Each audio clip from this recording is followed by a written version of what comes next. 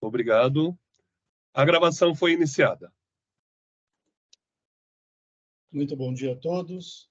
Estamos iniciando a sessão de julgamento do Tribunal de Impostos e Taxas do Estado de São Paulo. Hoje é dia 20 de setembro de 2023. Sejam todos bem-vindos. Hoje teremos uma sustentação oral no processo da Volvo. É um recurso misto. Tem pedido de sustentação oral tanto do contribuinte quanto da representação fiscal.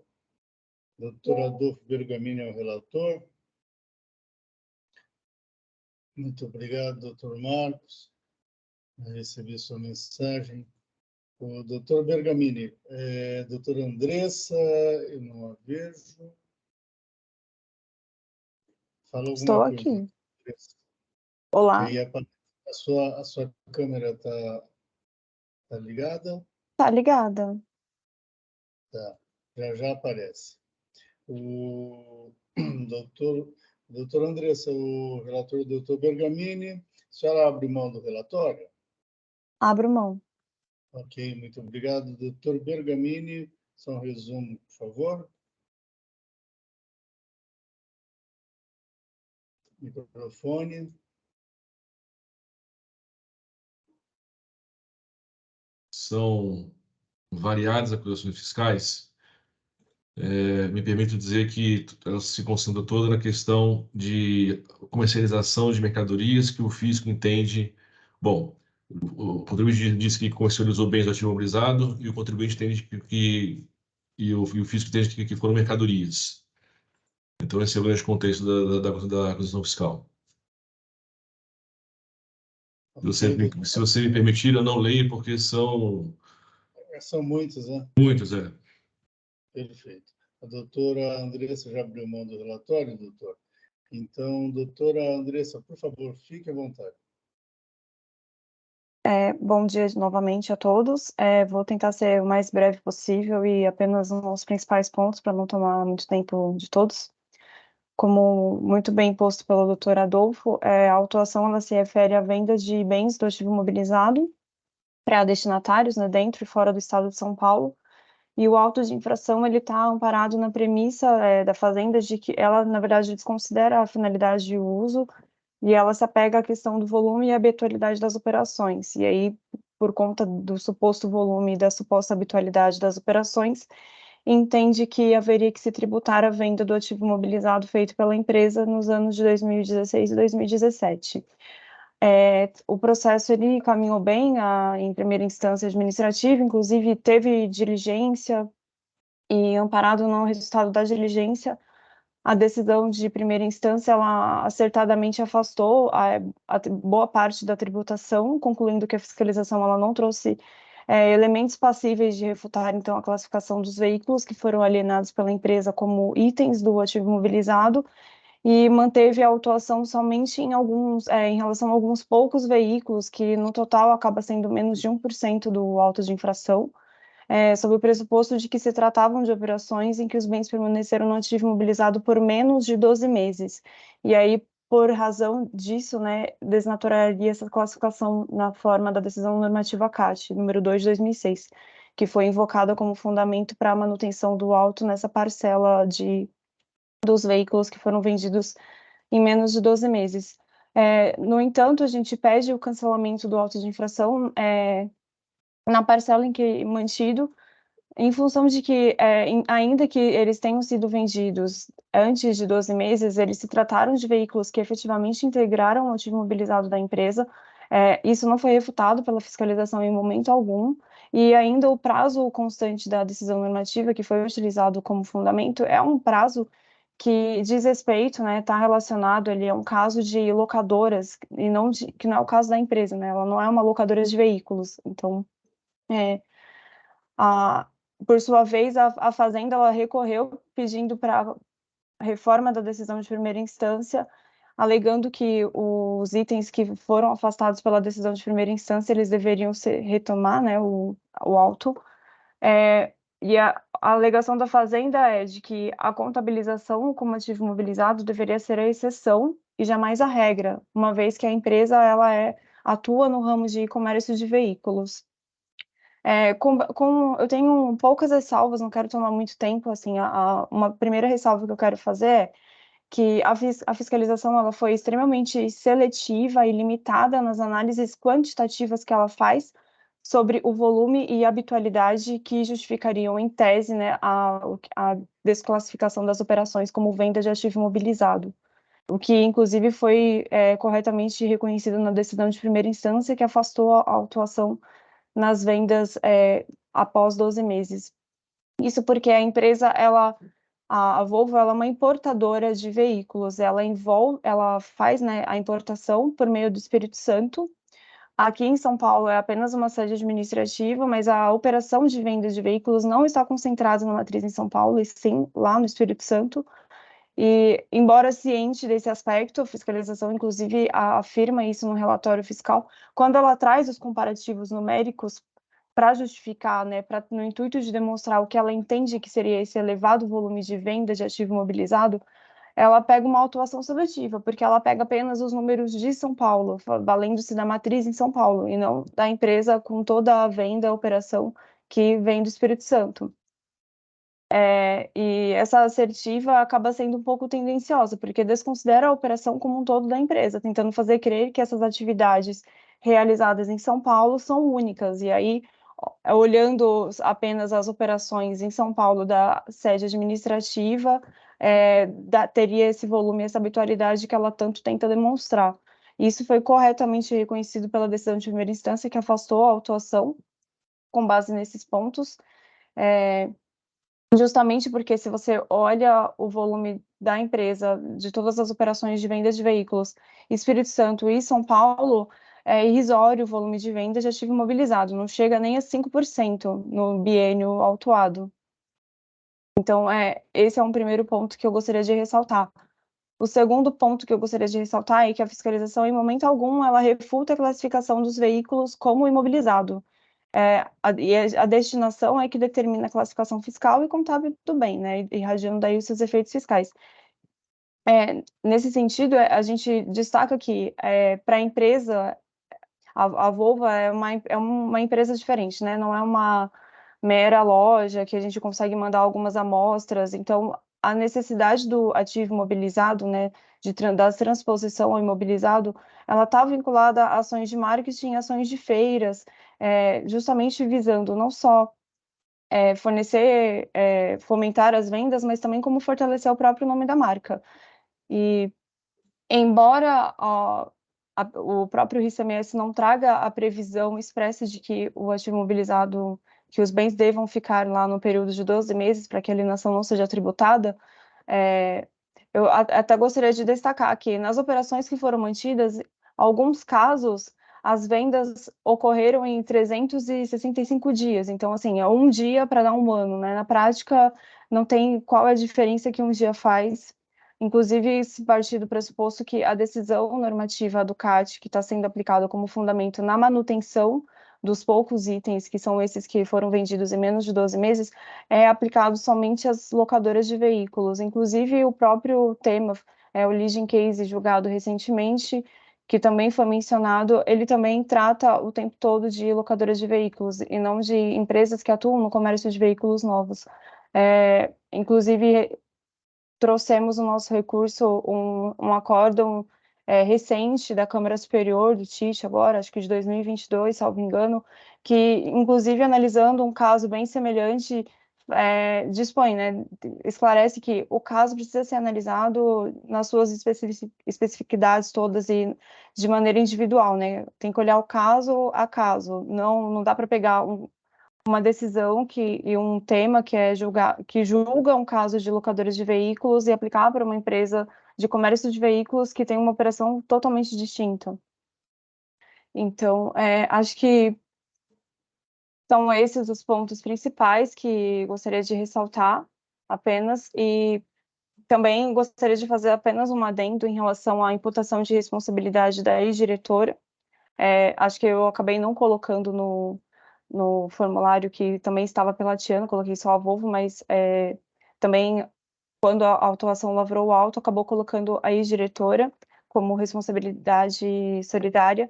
Isso foi afastado na decisão de primeira instância, justamente porque a fiscalização ela só listou a ex-diretora como corresponsável, atribuindo sujeição passiva por responsabilidade tributária, mas nem indicou qual seria a conduta dolosa praticada pela ex-diretora, não comprovou que ela agiu com conduta dolosa, com excesso de poderes ou com violação ao estatuto. Apenas por ter assinado a ECD, ela foi incluída, então isso não seria justificativa mínima razoável para a imputação de uma responsabilidade solidária, que deve ser uma medida de exceção e extrema, justamente por conta do 135 do CTN, e corretamente já foi afastado na decisão de primeira instância administrativa. Acredito que são esses os principais pontos, e colocamos também no recurso alguns pontos de afastamento de juros e multa, mas o principal seria isso. Agradeço a atenção e espero que tenha sido breve. Ok, muito obrigado, doutora Andressa. Representação fiscal tem pedido de sustentação oral também, doutor Marcos. E nesse momento, só gostaria de reiterar os argumentos que lançamos no nosso parecer em recurso de ofício, que inclusive consta no voto do doutor Adolfo, e todos já tiveram conhecimento antecipadamente. Eu vou poupá-los da leitura. Ok, então. Muito obrigado, doutor Marcos. Obrigado. Doutor Adolfo. Desculpa, quem falou? Ninguém? Ok. Doutor Adolfo, algum questionamento à patrona ou ao doutor Marcos? Nenhum. Muito obrigado. Doutora Fabiane? Nenhum questionamento. Muito obrigado. Doutora Luzia? Também nenhum questionamento. Muito obrigado. Eu também não tenho questionamentos. Doutor Adolfo? Vamos ao voto? Vamos lá.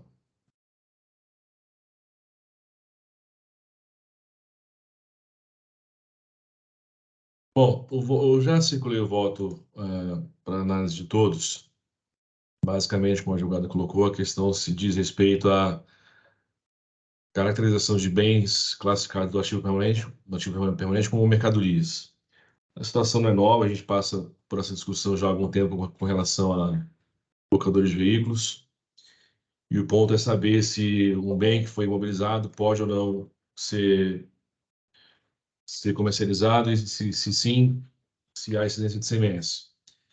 No meu entender, não. O imobilizado é um bem que é registrado imobilizado e passe de 12 meses na propriedade do contribuinte, ele é indubitavelmente um bem que não serve a mercancia e sim é para impulsionar as atividades comerciais, produtivas ou de serviço da empresa. Eu lanço aqui no voto variados elementos que definem o que é um ativo imobilizado. E para o ponto focal aqui tem a questão desses 12 meses, né? Fora os demais requisitos do valor e etc. Bom, olhando o processo, eu vejo que a parcela significativa das operações são com bens que pertenceram ao contribuinte por mais de 12 meses. E há uma outra pequena parcela que não, que são as notas fiscais que eu relaciono aqui no dispositivo do voto. São que é 1, 2, 3, 4, 5, 6, 7, 8, 9, 10, 11, 12 notas fiscais. Então, em relação ao mérito, eu mantenho a decisão que excluiu desculpa. Em relação ao ordinário e ao ofício, eu mantenho a acusação fiscal apenas relativamente a essas 12 notas fiscais. E nos demais pontos, negar provimento do recurso de ofício para manter a decisão recorrida, em especial a questão da sócia, a diretora que foi responsabilizada. Essa responsabilização veio tão somente porque ela foi tida como responsável lá na entrega da ECD, o espelho contábil, e nada mais. Que a gente sabe que questões de solidariedade, em especial quando se fala de interesse comum, é necessário que haja prova do interesse comum e prova da participação dolosa da suposta pessoa infratora. Então, com esses elementos, presidente, eu mantenho a acusação fiscal. Aliás, eu dou parcial provimento ordinário para manter a acusação fiscal só em relação a essas notas fiscais que mencionei, e no demais eu mantenho a decisão recorrida. Eu voto. Muito obrigado, doutor Adolfo. Doutor Marcos, alguma consideração? Sem considerações, senhor presidente. Muito obrigado. Doutora Fabiane. Eu acompanho o doutor Adolfo. Muito obrigado. Doutora Luzia. Sem considerações, também acompanho o doutor Adolfo. Muito obrigado. Eu também acompanho. Com isso, encerramos os debates. Quórum?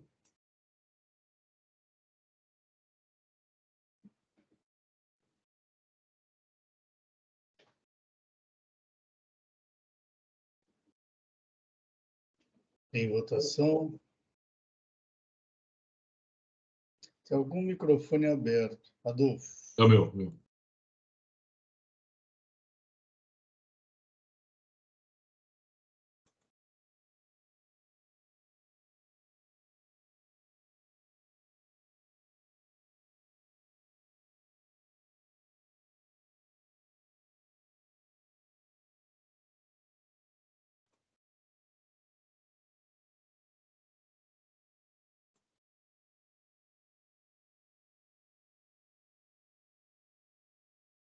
Encerrado o julgamento. Doutora Andressa, então foi negado o provimento ao recurso de ofício, parcialmente provido o recurso ordinário, afastada a solidariedade e aplicado os juros de conformidade com a taxa Selic. Ok? Muito obrigado. Tenha um bom dia. Obrigada, bom dia.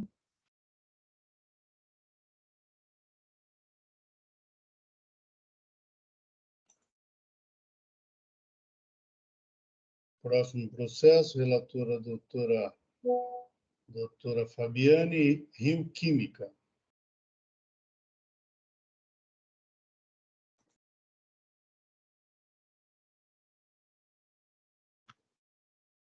Eu vou registrar o voto. Só um minutinho que eu vou habilitar. Por favor.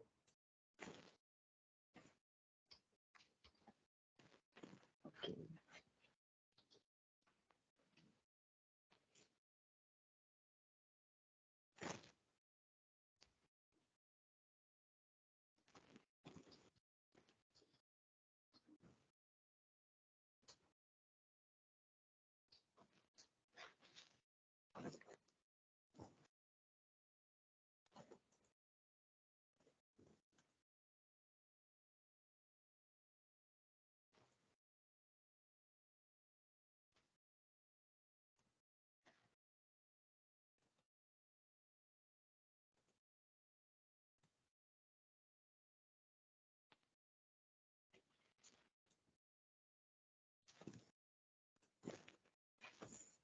O voto está registrado.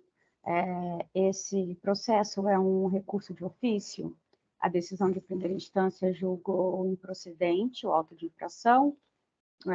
O relato do auto de infração no item 1 é falta de pagamento de imposto em importação por encomenda.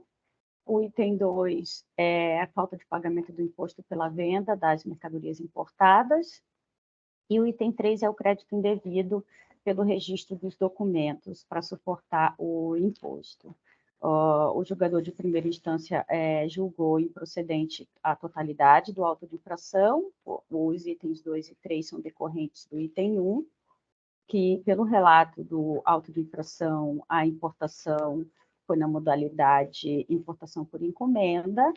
A diretoria da representação fiscal se manifesta pelo provimento do recurso de ofício, registra informações dos contratos de importação, sobre a encomendante ter assumido a responsabilidade relativa à importação, à operação da importadora. O contribuinte apresentar contrarrazões, pedindo a manutenção da decisão, informando decisões sobre o fato da importação ter sido por encomenda, reforçando essa situação. Em resumo, meu voto é pelo não provimento do recurso de ofício.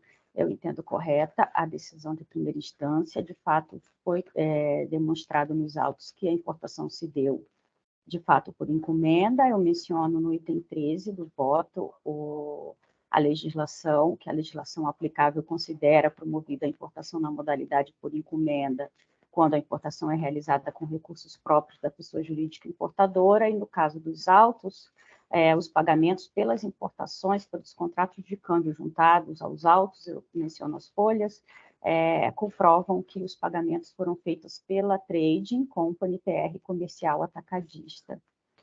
Menciono a decisão do STF, que também foi mencionada na decisão de primeira instância, e decisão também da Câmara Superior do TIT, no caso de importação por encomenda, do cancelamento do auto de infração. Então, o meu voto é pelo não provimento do recurso de ofício.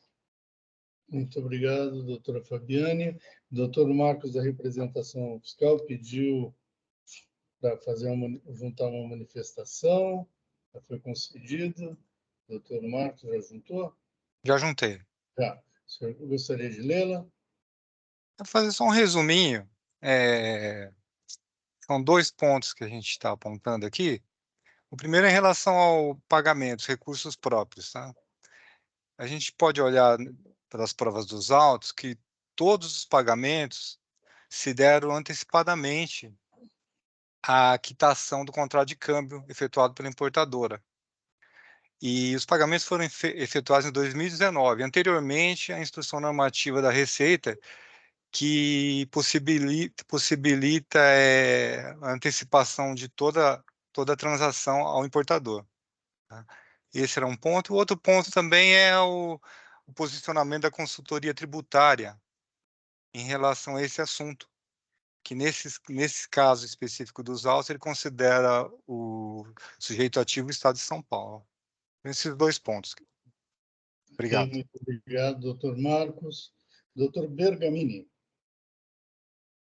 Nenhum comentário, eu acompanho a Fabiane. Ok, muito obrigado, doutora Luzia. Também nenhuma consideração, também acompanho a doutora Fabiane. Ok, muito obrigado. Este caso parece que é muito parecido com o que a gente julgou semana passada, certo, doutora Fabiane? Sim, a situação semelhante à que a Câmara julgou semana passada. Aquele outro, né? Sim, e quanto no item 10 do meu voto, eu menciono a Lei Federal 11.281 de 2006, que no artigo 11, parágrafo 3º, ela prevê que considera-se promovida a importação na modalidade por encomenda, quando realizada com recursos próprios, participando ou não o encomendante das operações comerciais relativas à aquisição dos produtos do interior. E também, por isso, menciono no meu voto que o que essa legislação de 2006 considera relevante é o fato de constar, né, no contrato de câmbio o nome da importadora como participante, né, e a legislação considera irrelevante a participação da encomendante nas tratativas comerciais. Por isso, eu confirmo o meu voto. Perfeito, muito obrigado, doutora Fabiane. Eu votei também nesse sentido no processo da semana passada, onde eu funcionei como relator, e então eu acompanho o seu voto também. Com isso, podemos encerrar debates.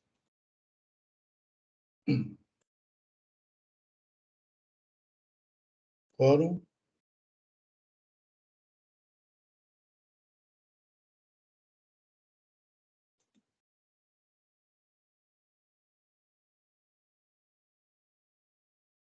Doutor Adolfo. Estava pensando, agora foi. Em votação.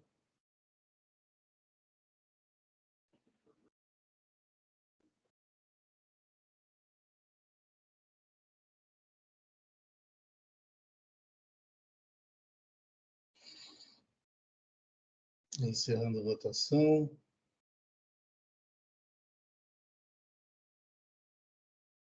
Encerrando o julgamento.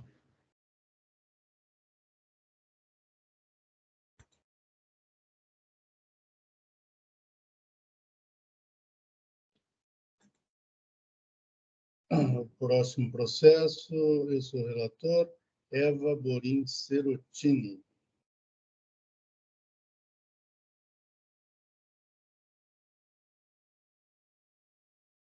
Eu já enviei o voto para vocês ontem, eu vou juntá-lo.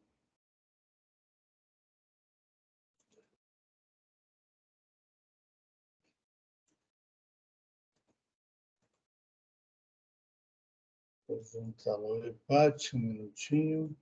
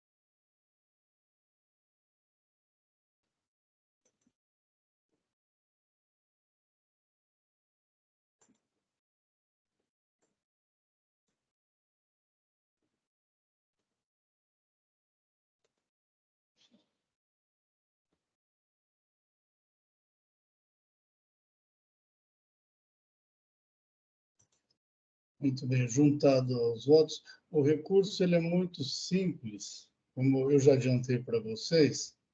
Aqui a acusação é falta de emissão de notas fiscais, saídas, e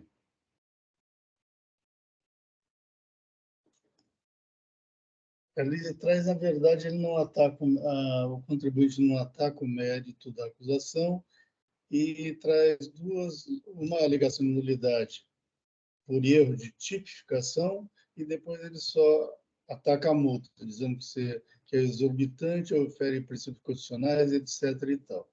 Quanto à alegação de nulidade, eu não a conheço, porque, na verdade, o que eu digo é que ele está tentando inovar. Ele inova uma inovação recursal que não foi trazida em primeira instância.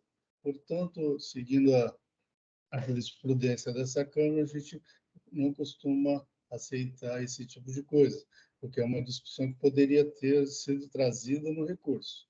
Então, eu não estou conhecendo o recurso nessa parte.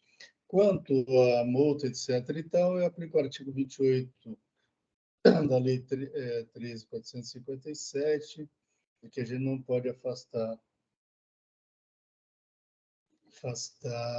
legislação posta normalmente, sem que isso tenha sido proclamado pelo Senado, aquela história toda do artigo 28.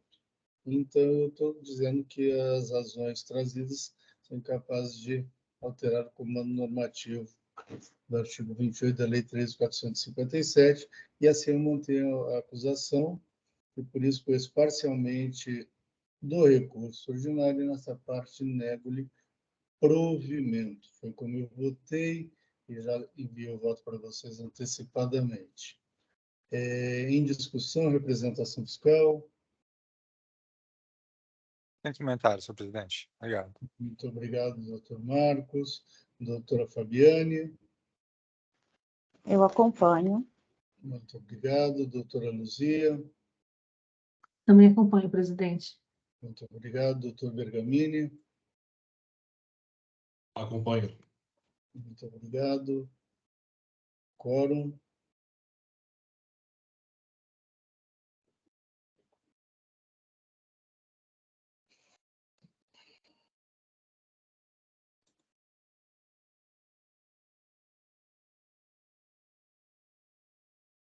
Só um segundinho, Marco. Estou tendo de novo alguns problemas aqui.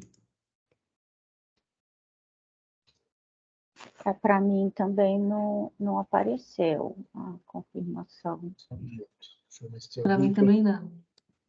Como? Para mim também não apareceu a confirmação. Quórum, não apareceu a confirmação da presença. Vou atualizar aqui. Isso.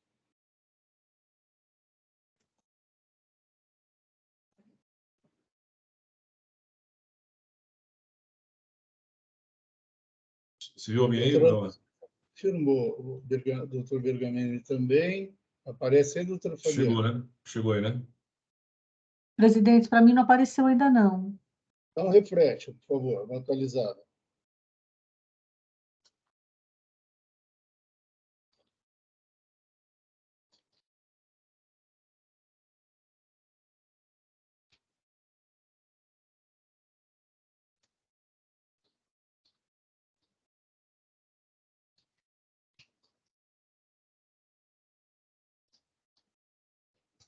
Para mim não apareceu não. Doutora Fabiane. Doutora Luísa, a senhora já confirmou. Ah, já? Aparece no EPAT, isso. Ah, tá, então tá Só bom. falta a Fabiane mesmo. Sim, no meu não. Eu Outro atualizei, mas refresh, por favor. eu vou. Confirmado já a doutora Luzia e o doutor Adolfo.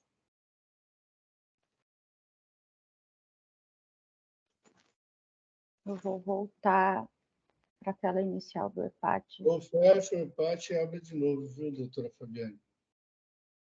Sim. Vou voltar no processo agora.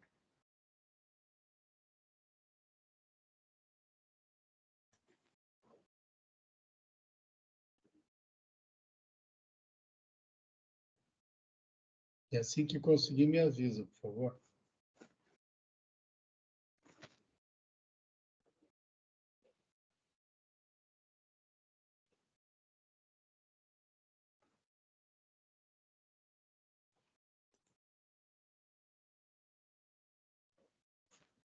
Ainda não.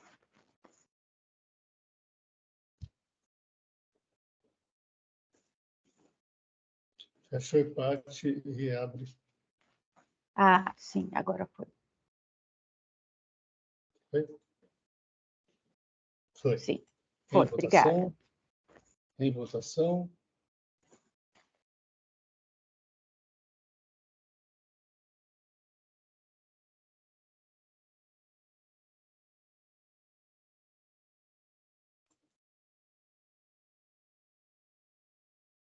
Encerrando a votação.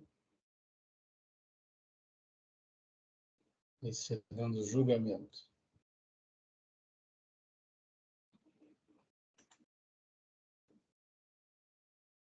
Próximo processo é Dom Pedro II, comércio de bebidas, relator sou eu. O doutor Hélio me disse aqui, pelo comunicador, que a patrona pediu direito de sustentação oral. Entretanto, ela não vai conseguir chegar a acessar a sala a tempo, ela está no trânsito, segundo o doutor Hélio me informou, depois de ligar para ela. Eu vou prosseguir o julgamento normalmente.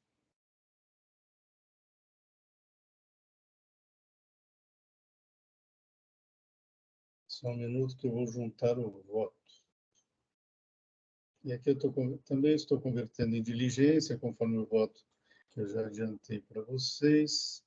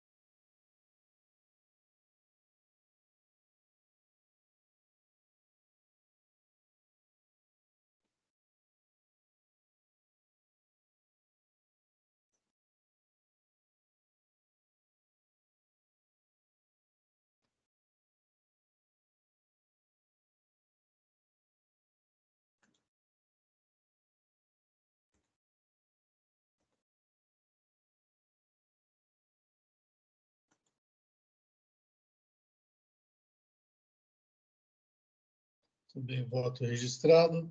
Eu estou convertendo em diligência para ouvir a autoridade fiscal atuante, em razão de uma alegação trazida em defesa também, recurso ordinário, de erro quanto a alguns valores utilizados para o cálculo do imposto e da multa.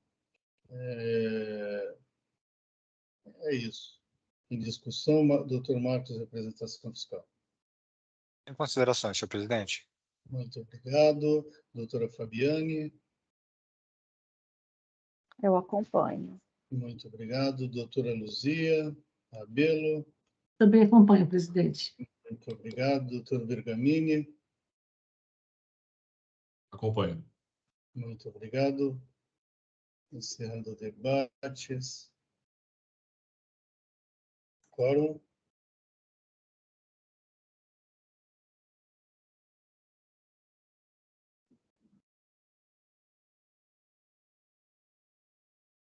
Em votação.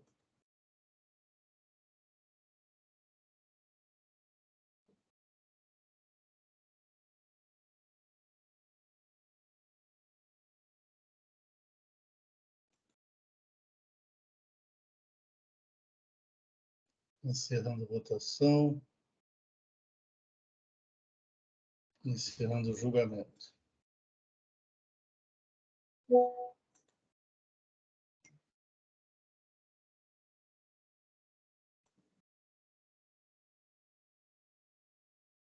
Com isso, concluímos a nossa pauta de hoje e estamos encerrando a sessão de julgamento da terceira Câmara Julgadora do Tribunal de Impostos e Taxas do Estado de São Paulo.